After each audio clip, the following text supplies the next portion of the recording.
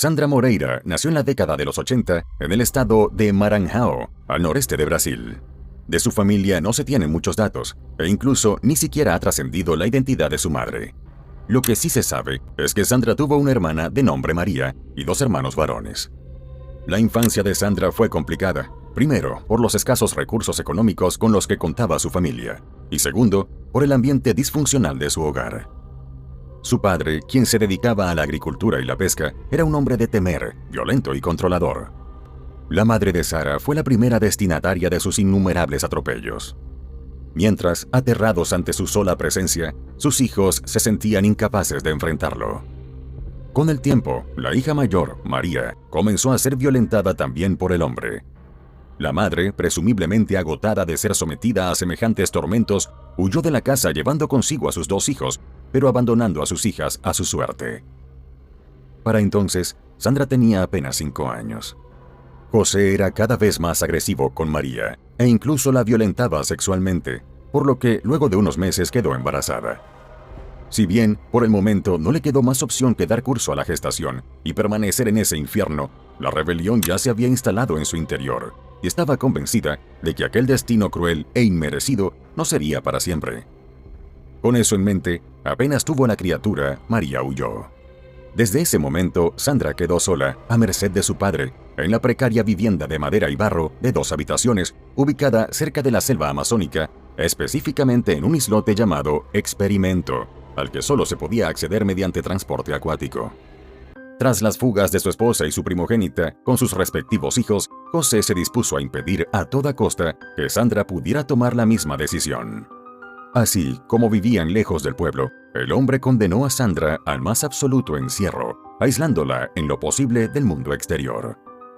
Todo para poder abusar de ella a gusto, y sin que nadie pudiera interferir en sus perversas acciones. La sola idea de hablar con alguien de lo que le sucedía fue haciéndose cada vez menos viable para Sandra, pues la naturaleza furiosa de su padre le causaba un temor paralizante.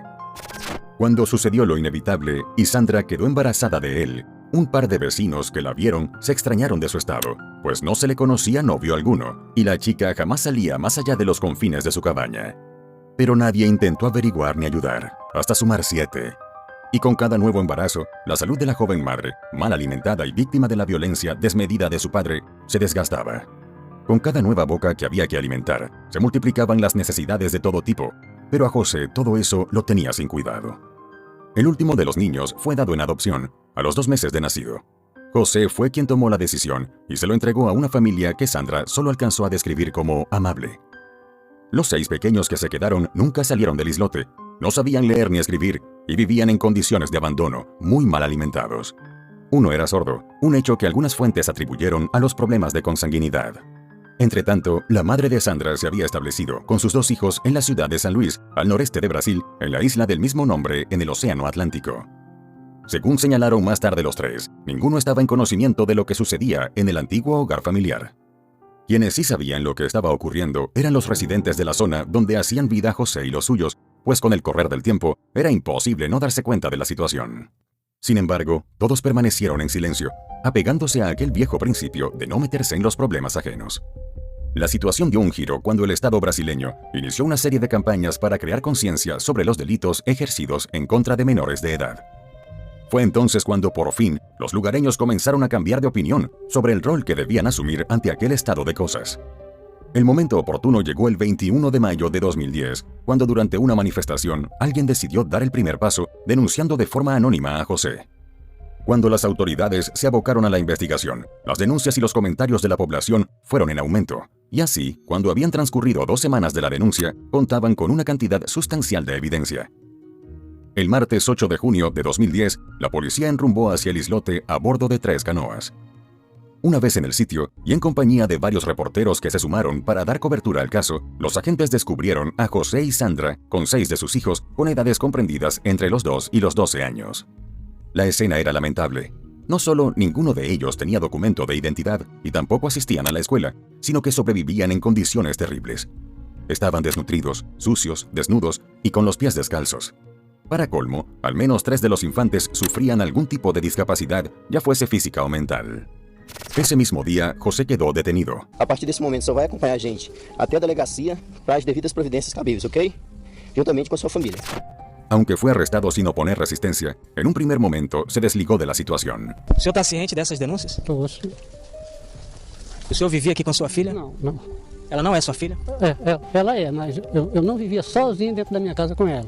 Así, tras 17 años de abusos y sus consiguientes efectos, Sandra finalmente fue trasladada junto con sus hijos a un albergue para recibir asistencia social y psicológica. Tenía 28 años y no sabía leer ni escribir, al igual que sus niños. Más tarde, la policía informó que existían indicios de que la mayor de las niñas, entonces de 8 años, y otra de 5, también habían sufrido vulneraciones en su intimidad por parte de José. Por ese motivo, ambas fueron llevadas a un hospital infantil, a fin de que los médicos comprobaran los hechos y, de ser ciertos, poder sumar esas evidencias al expediente del sujeto. El caso de Sandra planteaba varios desafíos para poder sustentar de la forma más contundente posible la acusación contra José. Quienes estaban a cargo de analizar el caso de Sandra plantearon un contexto en el que todo indicaba que habían predominado el forzamiento y las amenazas. De allí se esperaba que sobre el sospechoso recayeran, a la brevedad, graves acusaciones.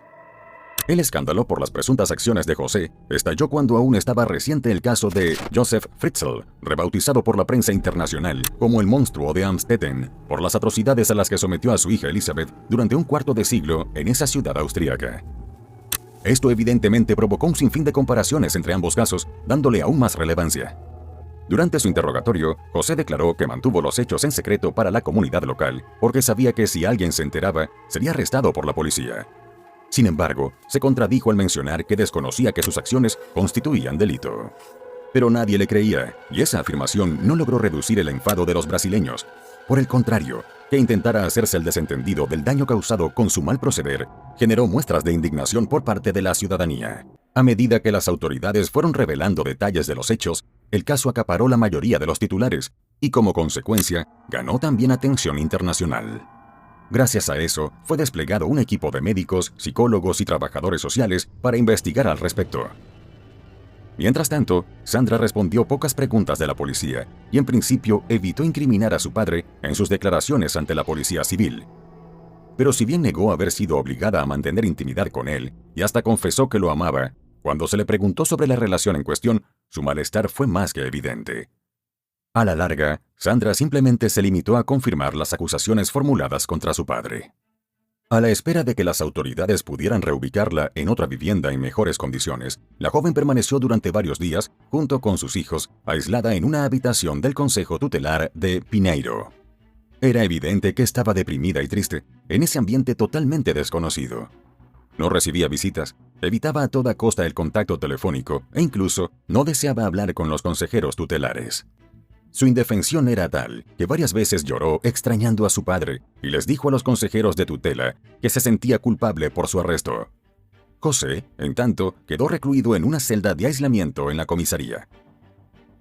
Poco después, los exámenes forenses confirmaron que, en efecto, el hombre también había cometido forzamiento con las niñas de 5 y 8 años respectivamente. Hasta ese entonces, José había negado que los 8 nietos fueran a la vez sus hijos. En simultáneo, las autoridades trataban de dar con el paradero de la hija mayor, María, con el fin de confirmar que fue la primera en dar a luz a un hijo hermano. Una vez que la encontraron, María no dudó en relatar su experiencia mientras convivió con su padre y confirmó las sospechas de la policía. A la fecha ella vivía en la aldea a unos 25 kilómetros de la sede de policía donde la interrogaron, se había casado y fruto de esa unión había tenido 5 hijos. Parecía que haber huido tan pronto de los abusos de su padre le había ayudado a pasar página y tener una vida entre lo que cabía normal. Para su hermana Sandra, en cambio, el proceso de asimilación de todo lo ocurrido continuó siendo mucho más cuesta arriba, hasta que, con el paso de las semanas, confesó que esperaba poder construir una vida normal junto a su descendencia. En sus propias palabras, le urgía dejar de depender de José. Además, manifestó su deseo de regresar al pueblo donde había estado con sus hijos toda su vida, pero le explicaron que no podría retornar allí, al menos por el momento, debido al proceso judicial. Como consecuencia, los consejeros de tutela se dieron a la tarea de buscar una vivienda para reubicarla y cuyo alquiler correría por cuenta del ayuntamiento. No obstante, no fue tan sencillo como pensaron en el primer momento. Mientras, el municipio también se comprometió a dotarlos, a ella y a sus hijos, de canastas con alimentos básicos. El sábado 12 de junio de 2010, tras recibir el informe policial, la fiscal consideró que existían los elementos suficientes para dictar la prisión preventiva de José, pues a su juicio no solo seguía representando un riesgo para su familia, sino que, tal y como expresó, creía que el sospechoso podía intentar escapar sin rendir cuentas ante la justicia. Finalmente, los funcionarios consiguieron una vivienda que resultaba ideal. Así, el martes 15 de junio de 2010, a través de la Dirección de Asistencia Social, finalmente se les proporcionó a Sandra y sus hijos un nuevo lugar en el que pudieron instalarse a sus anchas. Se trataba de un inmueble de 5 habitaciones que estaba muy cerca del consejo tutelar, lo que resultaba fundamental para poder hacerle seguimiento. Fueron incorporados a un programa destinado a restablecer la salud familiar y tanto ella como los chicos recibieron por primera vez en sus vidas atención odontológica. En cuanto al seguimiento del caso, la misma semana de la mudanza finalizaba el plazo para concluir la investigación. En ese sentido, la comisaría solicitó pruebas de ADN para comprobar la paternidad de José. A los pocos días, distintas fuentes se hicieron eco de rumores, según los cuales la casa que se le asignó a Sandra se había convertido en un espacio de transición para otras víctimas de delitos en contra de menores de edad. Como consecuencia, se presentó un proyecto de pedido de pensión para Sandra y su familia, a fin de que ella pudiera disponer de recursos económicos sin depender de terceros. En el transcurso de las siguientes semanas, comprobado ya que, en efecto, los 7 hijos de Sandra y el niño de María habían sido engendrados por él, José fue acusado de violación, abandono material por las condiciones en que vivían los niños, abandono intelectual porque nunca recibieron una educación y reclusión. El 16 de diciembre de 2010, José Agostinho Bispo Pereira fue condenado a 63 años de prisión. De ese tiempo, le correspondían 2 penas de 14 años por violentar a cada una de sus hijas, más otras 2 de 17 años y 6 meses por el abuso contra sus 2 hijas nietas. Se esperaba con esto que el hombre, que para el momento tenía 55 años, cumpliera al menos 20 años de prisión. Al tratarse de una decisión de primera instancia, el imputado podía apelar. José fue llevado a una cárcel superpoblada, que estaba llena de reos que esperaban ser llevados a centros de detención cerca o en su lugar de origen. Él no era la excepción. Las autoridades estaban esperando que hubiese un cupo en la cárcel local de su comunidad. Pronto, esto impactó de manera directa a José, dándole un giro inesperado y fatal a su historia. Todo ocurrió a escasos 2 meses de su sentencia. Pasadas las 9 de la noche del lunes 7 de febrero de 2011, un grupo de detenidos comenzó a quejarse del hacinamiento en el lugar. Ese descontento, con el paso de los minutos, dio lugar a una rebelión con intento de fuga. Los líderes de la revuelta, tras fracasar en su plan de escape, tomaron como rehenes a otros presos y exigieron la presencia de representantes judiciales como paso previo a la rendición. Más llamativas resultaron sus otras reivindicaciones: 1 kilo de cannabis y platos de comida casera elaborados por sus propias familias.